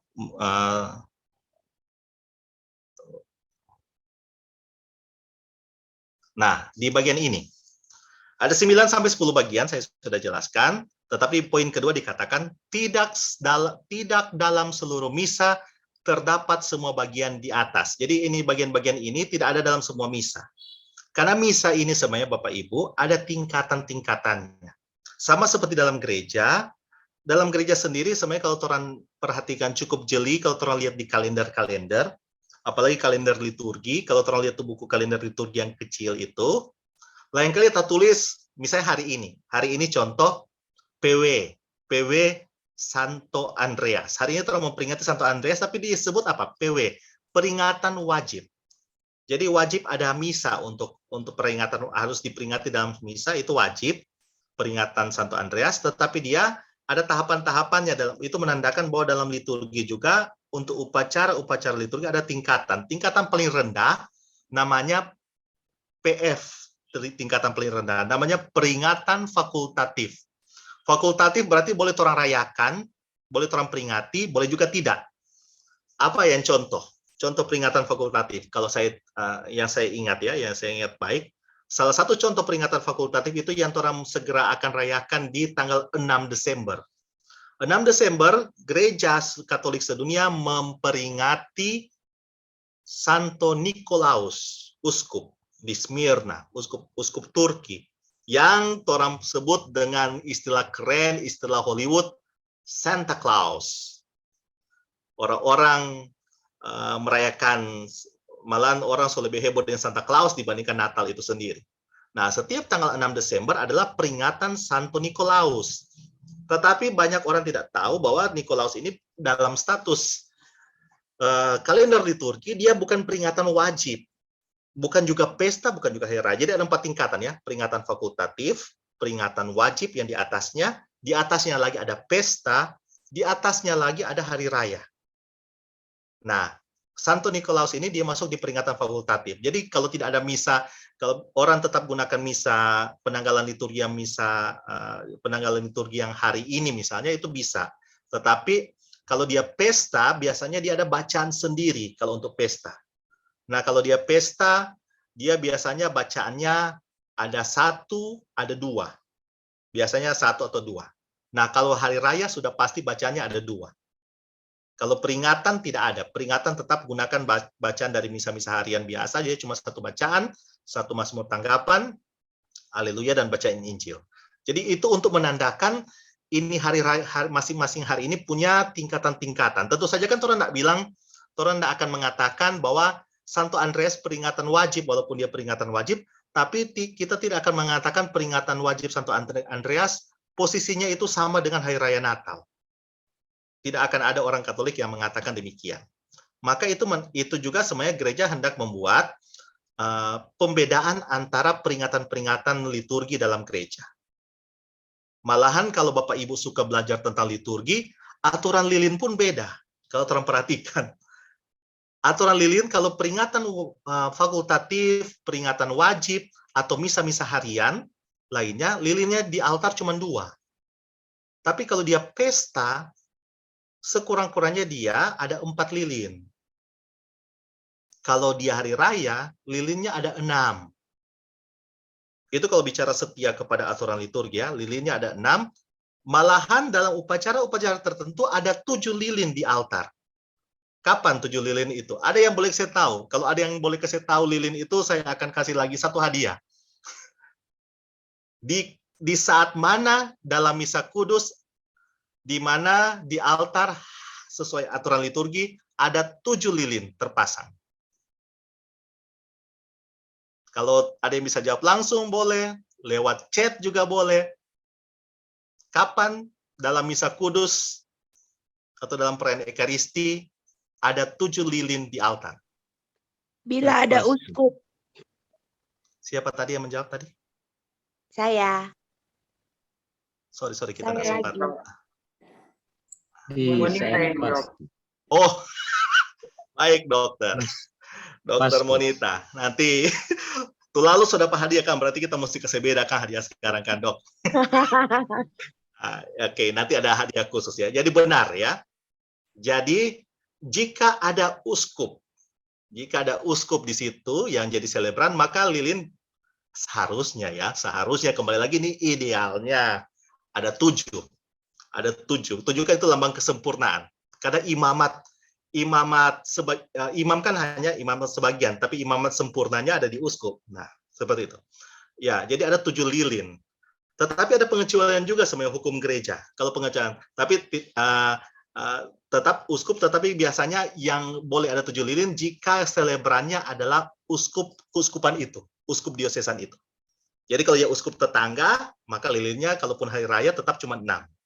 Kalaupun hari raya. Jadi kalau misalnya uskup dari Amboina misalnya datang, Monsinyur Mandagi misalnya selebran misa hari raya Natal di Tuminting, lilinnya tetap 6. Nah, kecuali Monsinyur Benedictus Untu, maka lilinnya ada 7. Tetapi kembali lagi idealnya itu kan seringkali di dalam kehidupan beriman tidak selalu jalan demikian. Tetapi kembali lagi tidak mengurangi keagungan dari misa kudus, kita berusaha persiapkan sebaik mungkin. Nah, sedapat mungkin orang juga di Tuminting kalau pesta atau hari raya biasanya kita tetap ada sekurang-kurangnya 4 lilin tersedia yang terpasang. Ini juga jadi perhatian bagi mereka yang jadi panitia, baik Natal maupun Pekan Suci, memperhatikan hal-hal ini. Jadi kira-kira Pak Erik boleh Kang, itu Kang Pak Erik. Jadi nanti ada dapat hadiah dari Pak Erik juga. Tadi nanti Ibu Jane tolong dicatat ya. Jadi kita lupa. Pak Erik dengan Dokter Monita. Ya.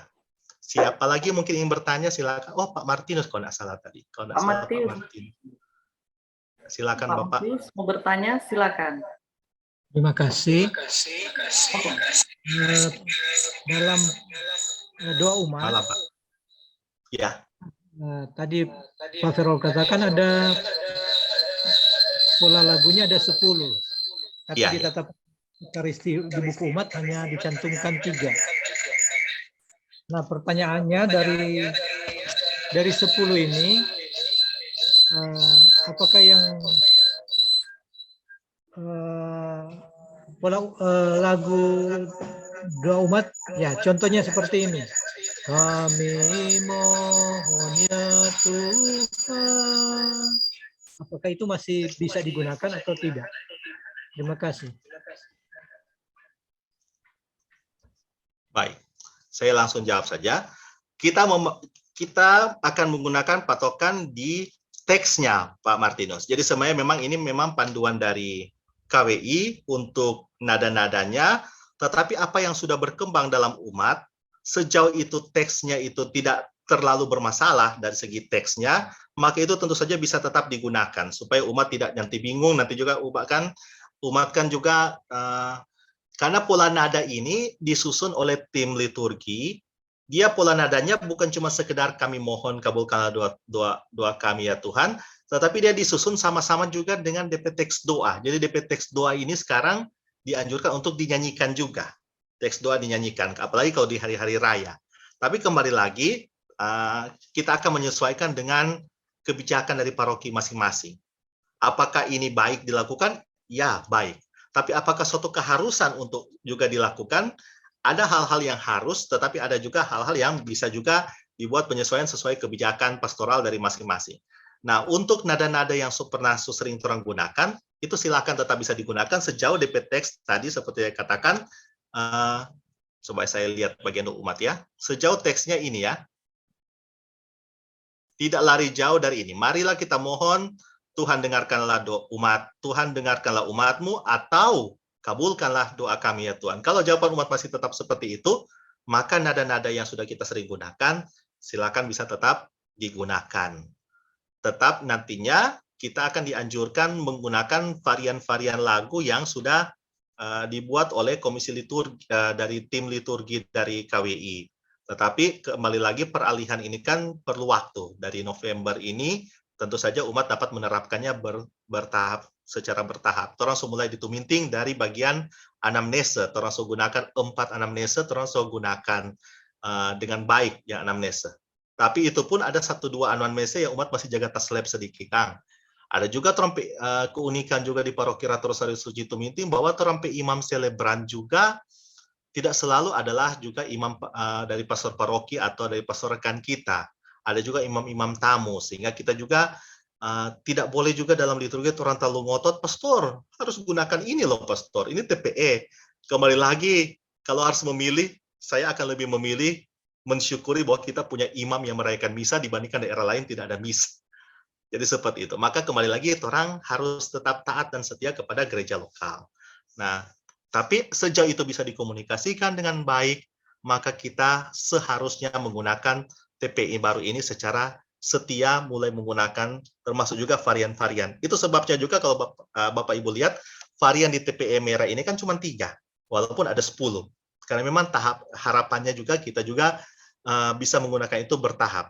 Karena intinya jangan sampai peran liturgi juga jadi kacau karena orang masih coba-coba lagi di penada.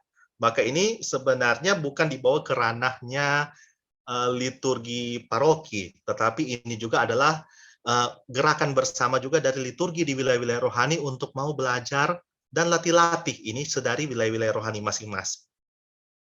Supaya nyandak kesulitan nanti di gereja agak terasing. Masih syukur kalau di Timar kalau hadir di paroki-paroki yang sudah jalan 100%, akan kesulitan mau ikuti, karena intau menyaji. Seperti itu. Nah, mungkin kira-kira Pak Martinus boleh kan itu kan? Seperti itu. Terima kasih. Terima kasih Pak Martinus, pertanyaan sangat-sangat bagus. Masih ada sudah yang mau 3? bertanya? Ada lagi mungkin? Ya, silakan. Ada, Kak. Silakan. Ya, izin bertanya, Kak. Ya, silakan. Kan sebenarnya sih simpel, tapi terkadang sekarang setiap umat ada yang duluan, ada yang terakhir.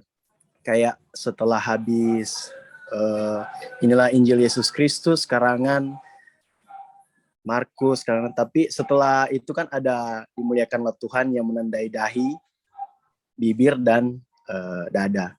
Nah itu baiknya sesudah mengucapkan atau saat bersamaan, karena lain kali kan kalau di umat ada yang sama-sama, ada yang nanti setelah mengucapkan. Itu sebenarnya yang mana, Kak? Terima kasih. Baik, terima kasih untuk Saudara Toar. Jadi saya langsung jawab saja. Sesuai TPE Tata Peran Eklesia yang baru, TPE baru yang kita gunakan. Coba lihat yang ini yang saya tampilkan di layar. Ketika dinyatakan inilah Injil suci menurut misalnya Matius atau Yohanes, dikatakan di tulisan miring, nanti bisa lihat di buku merah juga, sementara itu ia, maksudnya imam, menandai buku dan dirinya pada dahi, mulut, dan dada dengan tanda salib. Hal yang sama juga dilakukan oleh umat. Maka apa cara yang benar? Maka cara yang benar adalah menandai dengan 3 tanda salib di bagian itu. Ketika diucapkan inilah Injil suci. Yang esensinya yaitu tidak boleh diucapkan atau tidak boleh menandai salib itu di saat pengucapan dimuliakanlah Tuhan. Jadi ini doa-doa yang berbeda. Nah, karena imam akan membuat tanda salib itu dia menandai dahi, mulut, dada, dan juga dia sebenarnya akan menandai juga buku Evangeliarium. Nah, kita juga melakukan hal yang sama. Dalam TPE baru tidak lagi ada keharusan umat untuk sebenarnya kalau kita lihat di buku yang besar, tadi ada. Ya, kalau kita lihat buku ini, kalau kita lihat buku TPE yang baru, TPE baru yang buku Selebran tidak lagi mencantumkan umat harus lakukan hal yang sama. Tetapi dalam buku merah itu masih tetap ada. Hal yang sama juga dilakukan oleh umat, maka kalau itu memang baik, itu kita tetap lakukan. Cuman di proporsi penempatannya yang lebih tepat itu ketika pengucapan inilah Injil suci menurut Matius, Markus, Lukas, Yohanes. Nah, jadi ini juga orang boleh lihat ya, bukan lagi diucapkan inilah Injil Tuhan kita Yesus Kristus, atau bukan lagi kata-kata lainnya, tetapi langsung dikatakan inilah Injil suci, dimuliakan Tuhan. Mungkin itu untuk menjawab tadi pertanyaan, di bagian mana? Di bagian pengucapan inilah Injil suci adalah saat dimana kita menandai dahi, mulut, dan dada. Nah, saya juga lupa bahwa ketika selesai Injil, dalam TPE baru, hanya ada satu aklamasi ya, demikianlah sabda Tuhan, bukan demikianlah Injil Tuhan, dan kita menjawab terpujilah Kristus. Jadi tidak ada lagi berbahagialah orang yang mendengarkan sabda Tuhan. Tidak ada di TP-TP lama kan masih ada berapa varian ya, tetapi dalam TP baru hanya satu. Tapi kembali lagi, ini akan sangat tergantung kepada imam selebran, apakah sudah menerapkan TP baru, atau masih tetap ingin menggunakan TP lama. Dalam paroki Tuminting nanti mungkin kami akan mungkin komunikasikan kepada pastor paroki sebagai usulan agar pastor-pastor tamu nantinya semakin juga bisa menggunakan TPE baru. Tapi toh, kalaupun tidak, kita bersyukur kita punya imam yang merayakan misa kembali lagi. Itu jauh lebih penting. Itu jauh lebih penting. Oke, boleh Kang? Saudara Toar? Boleh, Kak. Terima kasih. Baik, mengingat waktu, orang semua sudahi juga untuk kelas ini supaya tidak terlalu lama juga. Nanti minggu depan Bapak Ibu masih di jam yang sama ya. Kita usahakan tadi juga terus mulai tepat waktu, jam 7 kita sudah mulai dengan doa. Nanti minggu depan, Selasa depan jam 7, kita akan masuk di bagian ketiga, yaitu liturgi Ekaristi. Liturgi Ekaristi. Mungkin hanya itu, saya kembalikan ke moderator. Masih ada pertanyaan, Kak? Oh, atau ada? Mohon maaf, sorry, kita cek. Masih? Izin Kalau enggak- bermain boleh? Oh, Pak boleh, Doni. boleh. Silakan Pak. Ya, terima kasih untuk kesempatan yang diberikan. Pak Ferol, saya cuma mau nanya, ini kan tadi yang diterangkan dalam misa kan, bacaan Injil dalam misa. Nah, bagaimana dengan bacaan-bacaan Injil di dalam ibadah-ibadah sabda? Apakah masih dibenarkan menggunakan salam-salam pembuka seperti Tuhan sertamu dan lain-lainnya? Apakah Baik, Pak masih Doni. boleh Yes, dipakai? saya atau langsung jawab ya. tidak? Tuhan sertamu itu adalah, kalau dalam doa, Tuhan bersamamu, Tuhan sertamu, itu adalah porsi dari counter tahbis. Jadi kita tidak boleh mengucapkannya. Kalaupun kita ingin mengucapkannya dalam kerangka ibadat, misalnya ibadat sabda, saya sarankan menggunakan bahasa lain dengan menambahkan paling kurang kita tambahkan kata semoga. Paling kurang kita menambahkan kata semoga Tuhan beserta kita. Karena kita pertama bukan counter tahbis. Kedua, ibadat sabda sebenarnya kan kalau terlihat memang ini suatu keunikan juga di Indonesia dan beberapa negara lainnya, tapi tidak di semua negara ada bentuk ibadat sabda seperti kita, wilayah-wilayah rohani. Maka sebenarnya ibadat sabda yang benar seperti apa, tidak ada ibadat sabda wilayah rohani misalnya yang paling tepat format ini atau panduan ini. Nah, ibadat sabda ini adalah sesuatu yang sangat terbuka terhadap perubahan-perubahan atau penyesuaian sesuai keadaan. Bisa diganti sharing, bisa diganti pendalaman iman, bisa diganti banyak hal bisa divariasikan. Jadi jangan terpaku di harus ada lagu pembuka, harus ada bacaan kitab suci. Tapi kalau terlalu setia di situ, ada aturan-aturan ya tentu saja kalau dari bacaan, kalau memang tidak bisa, sekurang-kurangnya Injil ada di situ. Bisa gunakan lagu antar bacaan, silakan gunakan lagu antar bacaan. Karena kembali lagi ini bukan misa. Ibadat yang saya katakan yang tidak boleh diganti dengan nyanyian antar bacaan adalah kalau ada misa misalnya di wilayah rohani di rumah misalnya itu tidak boleh digantikan lagu antar bacaan. Kalaupun mau diganti lagu antar bacaan, carilah lagu-lagu antar bacaan yang menggunakan mazmur. Karena misa menggunakan bacaan sesuai kalender liturgi. Kalau memang dalam keadaan mendesak, misalnya petugasnya tidak tahu cara mendaraskan atau melakukan mazmur, maka dia bisa gunakan lagu-lagu antar bacaan lainnya. Seperti itu. Memang perlu waktu untuk penyesuaian. Tetapi kembali lagi, kalau ibadat sabda tidak ada bentuk baku. Memang umat suka sekali misalnya, tolong kasih panduan memimpin ibadat sabda. Bisa diberikan panduan sebagaimana yang orang kenal saat ini.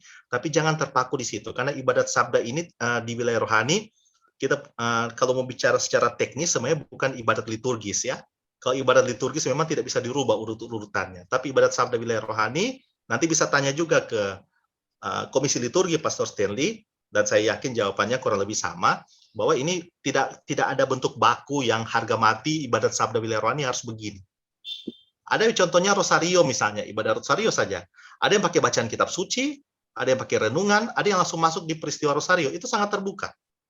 Ada yang setiap peristiwa rosario dia tambahkan renungan-renungan singkat. Itu juga sangat terbuka.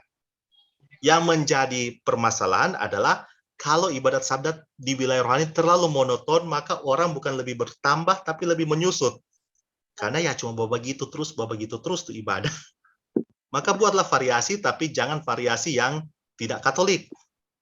Seperti itu. Jadi banyak penyesuaian. Jadi khusus ibadat sabda wilayah rohani, saya tidak mau terlalu menggunakan bahasa mutlak di situ. Ada juga pelatihan orang lalu. Tetapi yang saya anjurkan untuk tidak dibuat banyak perubahan yaitu ketika misa-misa di wilayah-wilayah rohani, kiblatnya atau cara kita melihat adalah menurut TPE yang baru. Seperti itu. Bagaimana Pak Doni? Pak Doni, Oke lah, Boleh. Baik. cukup jelas. boleh. Jelas. Nah, ini juga yang kembali lagi saya ingatkan, jangan menggunakan porsi atau kata-kata yang memang hanya boleh diucapkan oleh imam ya. Sekali lagi imam, kaum tertahbis, entah diakon, entah imam, jangan menggunakan, entah uskup, jangan menggunakan kalimat-kalimat yang seperti itu. Contoh paling jelas juga dalam misa pun pastor tidak bisa menggunakan semua salam. Kalau dalam misa ada 4 salam di bagian awal, 3 itu boleh diucapkan oleh imam, tetapi hanya 1 bentuk salam yang yang hanya boleh diucapkan oleh uskup, yaitu damai bagimu. Jadi pastor bisa mengucapkan Tuhan bersamamu, semoga rahmat Tuhan dan sebagainya, tetapi ada 1 salam yang tidak boleh diucapkan oleh pastor sekalipun, yaitu kata damai bagimu. Damai bagimu itu hanya boleh diucapkan oleh uskup. Itu nanti bisa dilihat di buku merah maupun di buku Tata Frente Ekaristi. Jadi seperti itu. Jadi memang ada norma-norma liturgi yang tetap orang harus ikuti. Bukan untuk membatasi umat, tetapi supaya orang juga bisa lebih memberikan penghormatan kepada imam yang adalah alter Christi atau Kristus yang lain. Mungkin itu. Terima kasih. Moderator? Ibu, masih ada yang mau bertanya? Kalau enggak, tolong semua tutup. Oh, masih ada Pak Matius. Silakan. Terima Yang kasih ya kesempatan ini, Pak Ferol. Kalau mau ingat itu lagu-lagu dulu menggunakan bahasa Latin, tapi sekarang sudah mulai hilang. Apakah memang di tata aturannya begitu ya? Mohon penjelasan. Baik. Jadi bahasa Latin tidak pernah hilang ya. Malahan bahasa resmi gereja tetaplah bahasa Latin. Seluruh dokumen kepausan tetap bahasa pertama, cetakan pertama tetap bahasa Latin. Sampai detik ini belum ada perubahan. Karena itu umat sedapat mungkin diingatkan sekali lagi untuk jangan ragu, jangan takut menggunakan bahasa Latin. Karena ada bahasa Latin katanya kalau segala sesuatu yang diucapkan dengan bahasa Latin kedengaran lebih indah sebenarnya. Apalagi lagu-lagu Gregorian. Jadi kita bisa belajar. Paling sederhana, mungkin himbauan seksi liturgi, paling sederhana, himbauan seksi liturgi. Selama masa Advent ini, gunakanlah nyanyian Advent. Nyanyian Advent yang sudah diatur, dipuji syukur dengan jelas, cuma 1. Untuk Kyrie, cuma puji syukur 339, so ditulis dengan jelas, dalam kurung masa Advent dan Prapaskah. Asito. Masih ada umat yang masih menggunakan misa dolo-dolo, misa senja, misa manado, apa? Yang tahu kok menyanyi itu, maka belajar. Orang ini, orang Katolik adalah sekolah pembelajaran untuk seumur hidup. Jadi orang tidak akan pernah menjadi 100% Katolik. Jadi Katolik ini orang adalah belajar seumur hidup bagaimana menjadi Katolik. Malahan ketika ditanya Pastor almarhum, Pastor Van Pasen atau juga Romo Manis juga pernah mengatakan, apakah Anda seorang Katolik? Saya sedang belajar menjadi Katolik. Jadi orang juga tidak ada kata terlambat umat paroki. Karena itu saya memohon bantuan dari ketua-ketua wilayah rohani, seksi liturgi, Dewan Pastoral Paroki, tolong. Kalau yang tahu, kasih ajar akang dan lagu-lagu itu Pak umat yang belum tahu. Karena nantinya kan generasi akan berubah. Sudah bukan hal yang tidak bisa kita pungkiri bahwa orang-orang muda Katolik sekarang juga banyak yang tidak tahu lagu itu. Salah siapa? Salah mereka? Bukan. Karena firman Tuhan Ulangan 6 ayat 4-6, dengarkanlah Israel Tuhan Allah kitanya satu, kasihilah Tuhan Allahmu dan seterusnya. Maka ada ayat dikatakan, semoga perkataan ini menetap dalam hatimu dan kau teruskan kepada anak-anakmu. Berarti orang punya tugas untuk meneruskan ini kekayaan iman, termasuk bahasa Latin ini, kepada anak-anak, kepada orang muda Katolik, untuk tahu juga. Bukan cuma sekedar nanti dalam choir, indah sekali, tapi apa guna choir kalau misalnya dia tidak tahu betul-betul keindahan lagu-lagu yang sederhana, lagu-lagu ordinarium yang sederhana. Dimulai dari masa Advent ini, semoga di paroki kita, di misa hari Minggu, selama Minggu Advent, orang akan temukan wilayah-wilayah rohani yang ketika bertugas liturgi, suka mau pakai tuh ya memang ordinarium untuk masa Advent ini. Dan juga kan kadang-kala juga kan pastor dulu, nanti mungkin siapa tahu pastor juga, pastor paroki berkenan juga untuk kembali menggunakan sama dengan orang gunakan lalu, yaitu setiap minggu pertama dalam bulan adalah minggu di mana kita menggunakan credo dengan paternoster. Supaya bisa kembali diterapkan kembali dengan setia. Kita sangat berterima kasih karena lain kali orang selalu lupa. Pak Matius juga kembali mengingatkan orang apa yang orang selalu lupakan ini boleh jadi mungkin ini juga bagian dari orang walaupun cuma sedikit yang hadir, 35 orang yang hadir, tapi semoga juga bisa jadi kebangkitan liturgi bagi umat paroki Ratu Rosari Suci untuk mau lebih memperindah perayaan-perayaan Ekaristi dengan mempersiapkan lebih baik. Terima kasih Pak Matius. Terima kasih. Ya, terima kasih Pak Ferol. Bapak Ibu, masih ada yang mau bertanya? Kalau enggak, terang semua tutup, Kang. Iya, so boleh tutup semua jam 9. Ya. Saudara-saudari, minta maaf, Ferol boleh mau tutup screen? Boleh, boleh. Ya. Boleh mau buka ini video-video? Ya, Bapak Ibu, saudara-saudari yang terkasih, demikianlah seminar Tata Perayaan Ekaristi tahun 2020 untuk seri yang kedua ini tentang liturgi Sabda. Kami mengucapkan banyak terima kasih kepada Saudara Ferol yang sudah membawakan materi. Terima kasih kepada Bapak Ibu, saudara-saudari yang sudah boleh hadir dan bergabung dalam seminar daring pada malam hari ini, dengan harapan minggu depan kita masih berjumpa lagi dalam waktu yang sama jam 7 pada hari Selasa minggu depan dalam tema yang kedua, seri yang kedua. Yang ketiga, maaf. Yang ketiga, Bu. Yang ketiga, Tata Perayaan Ekaristi tahun 2020, seri yang ketiga tentang liturgi Ekaristi. Pada jam yang sama, jam 7 malam. Jadi mohon Bapak Ibu kalau bisa mengajak umat yang lain agar boleh bergabung bersama-sama. Minggu lalu yang hadir 42 orang. Hari ini berkurang, tadi 37, sekarang tinggal 35 orang. Ya, harapan kami minggu depan mungkin akan lebih bertambah lagi.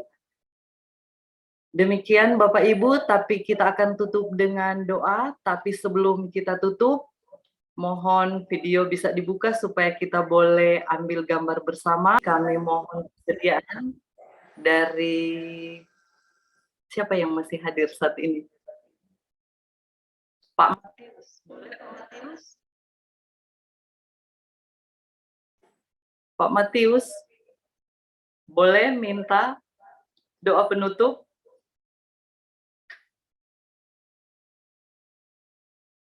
Dengaran kan?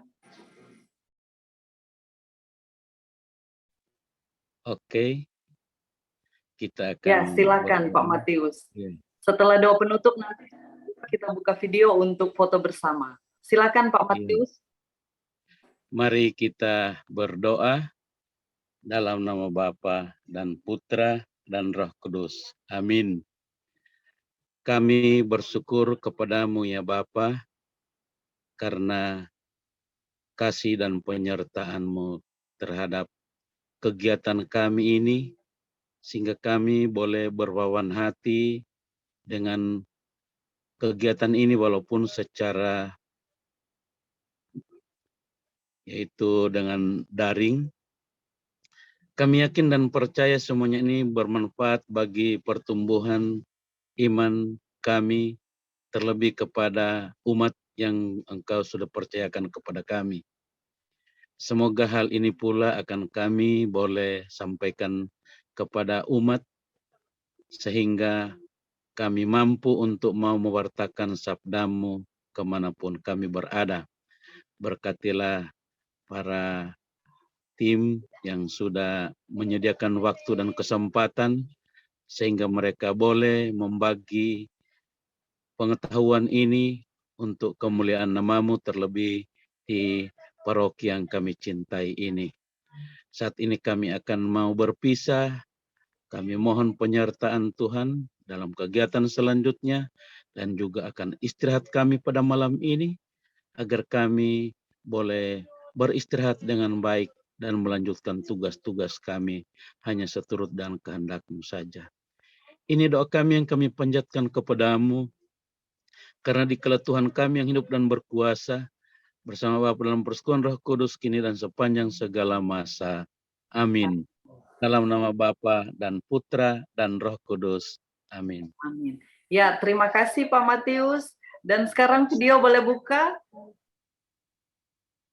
Ya. Sesi yang pertama. Silakan Komsos. Ya. Screen yang kedua.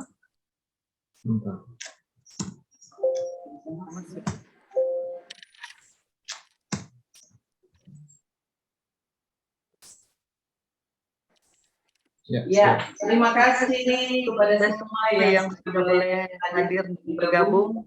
Sampai jumpa minggu depan. Terima kasih. Terima kasih.